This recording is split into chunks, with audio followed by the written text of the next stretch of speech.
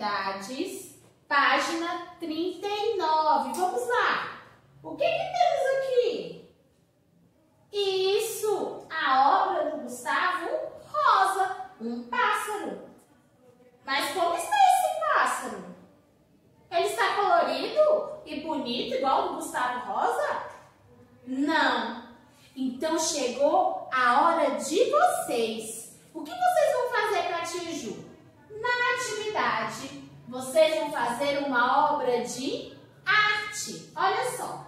Agora, você vai fazer uma obra de arte usando colagem. O que vocês vão fazer? Vocês vão colorir e colar materiais diferentes para deixar esse pássaro bem bonito.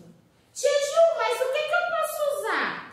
Vocês podem usar restos de papel, vocês podem usar tecido, botões, palitos, lantejoulas, tampinhas, tá?